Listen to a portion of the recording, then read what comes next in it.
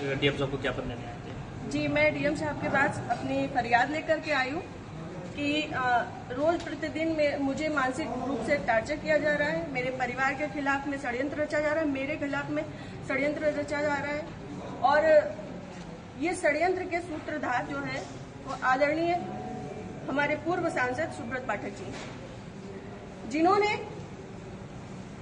हमारे guest house को लेकर के हमें ये कहा कि हम भू माफिया हैं। मैं आप सब लोगों को ये बात को अवगत करा देती हूँ कि हमारी जितनी भी जमीनें हैं 35-40 बीघे से ज्यादा जमीन नहीं, और जिसमें हम मेरे खुद के नाम पे सिर्फ 3 बीघे जमीन है। और 3 बीघे जमीन वाली महिला कैसे भू माफिया हो सकती है? और 35-40 बीघे की जमीन में हम मेरे ससुर साहब, मेरी सासू माँ, मेरे हस्बैंड और मेरे देवर देवरानी 6 लोग आते हैं। इतनी सी जमीन में कैसे लोग भू माफिया हो जाते हैं? जो ये बड़ा उससे कह रहे हैं कि चपुन्ना के भू माफिया। और रही बात मेरे गेस्ट हाउस की, राधा रानी गेस्ट हाउस की, तो आज इन्हें ये पर लग रहा है कि वो हमने सरकारी भूमि में बनाया है, अवैध जमीन पे कब्जा किया है।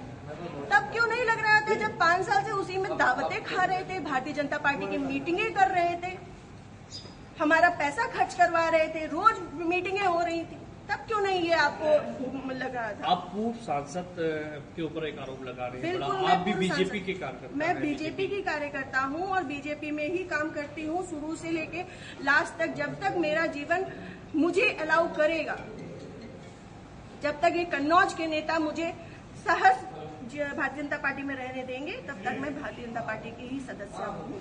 पार्टी में आपने इसकी उच्च पद पे लोगों से शिकायत की है? मैंने ये इस विषय के बारे में यहाँ से लेके प्रदेश अध्यक्ष तक को सबको सारी बातें पता है, और आज से नहीं पता है, ये पिछले 2 सालों से पता है। मेरे पिताजी, मेरे ससुर साहब, मेरे हस्बैंड, मेरे हम सब लोगों के लिए हत्या तक का मतलब षड्यंत्र रचा जा चुका है, और विगत के चुनाव के निर्णय के बाद ही रचा गया। पिछली 4 जून को रिजल्ट आया है, पिछली 3 जून को ये हमारे गांव गए थे। हमारे गांव जाकर के इन्होंने, हमारे राइवल्स हैं जो, उनके घर जाकर के इन्होंने 2 घंटे की बैठक रखी जिसमें षड्यंत्र रचा गया।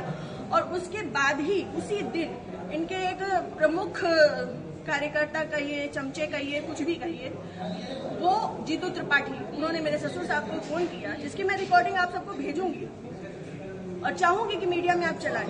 उन्होंने मेरे ससुर साहब को धमकी दी कि अगर चपुन्ना चुनाव नहीं जीता तो आपको 4 तारीख के बाद देख लिया जाएगा। उसके बाद से ये सारा षड्यंत्र रचा गया। क्या चुनाव हरवाने में आपका भी श्रेय जाता है? मैं भारतीय जनता पार्टी, जिस तरीके से वो आरोप लगा रहे हैं, क्या वो कुछ भी कहे, वो तो ये भी कह रहे हैं कि भाई नेहा त्रिपाठी ने 20 लाख रुपए ले लिए थे सपा से, वो तो उनका मुंह है, कुछ भी कह सकते हैं।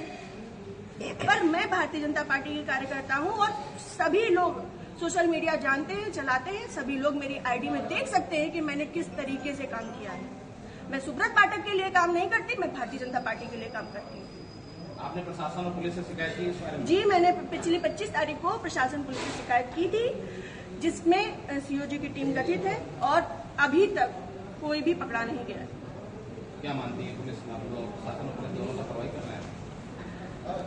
संभवतः हो सकता है, क्योंकि जिस हिसाब से अब दिन बीतते जा रहे हैं तो मेरा भी सब्र का पैमाना टूटता जा रहा है, और मुझे, मेरे परिवार को बहुत ज्यादा खतरा है इन लोगों से जो हमारे दुश्मन हैं। चूंकि सुब्रत पाठक जी ने, हमारे जो राइवल्स हैं, सभी आजीवन कारावास के मुजरिम हैं। सभी आजीवन कारावास के मुजरिम हैं। मैंने इसमें लिख के भी दिया है, संदीप तिवारी, प्रदीप तिवारी, मनोज अग्निहोत्री, ये बलात्कारी केस के और आजीवन कारावास, गैंगस्टर, इन पे सब तरीके की धाराएं लग चुकी हैं इनमें, ऐसे लोगों के साथ में। और जिसको इन्होंने हम लोगों की सुपारी दी है, अखिलेश यादव उर्फ छक्की, वो इनके, हाँ, यहाँ ठटिया का ही निवासी है, गांव झहुआ है उसका। वो इन लोगों के साथ में, सुब्रत पाठक के साथ में भी जेल में रहा है और इन लोगों के साथ में भी जेल में रहा है, और अभी फरार है। और इन लोगों की मोटरसाइकिल भी उनके पास है, अभी तक वो भी बरामद नहीं हुई है। ये लोग सिर्फ मेरा मानसिक, शारीरिक और चारित्रिक शोषण करते आ रहे हैं 2 साल से। मैं 3 साल से मैं बहुत ज्यादा परेशान हो चुकी हूँ। अब ये चीजें नहीं होंगी। आज आपने जिलाधिकारी से बातचीत की है, क्या उन्होंने आश्वासन दिया? उन्होंने मुझे पूर्ण आश्वासन दिया है कि इस पे निष्पक्ष जांच होगी, क्योंकि हमारे पास रिकॉर्ड्स भी हैं, हमारे पास सबूत भी हैं और बहुत सारी चीजों के सबूत हैं। समय आने पे मैं वो सब आपके सामने रखूंगी। जिले में जो भी भ्रष्टाचार हो रहा है, जो जिला पंचायत में भ्रष्टाचार हो रहा है, जो ब्लॉक प्रमुख में भ्रष्टाचार हो रहा है, ब्लॉक में भ्रष्टाचार हो रहा है, वो सारी चीजें मैं आप सब लोगों के सामने रखूंगी। अगर आपकी सुनवाई आज नहीं होती तो आगे क्या कदम? डीएम साहब को क्या पत्र देने आए थे? जी, मैं डीएम साहब के पास अपनी फरियाद लेकर के आई हूँ कि रोज प्रतिदिन में मुझे मानसिक रूप से टार्चर किया जा रहा है, मेरे परिवार के खिलाफ में षड्यंत्र रचा जा रहा है, मेरे खिलाफ में षड्यंत्र रचा जा रहा है और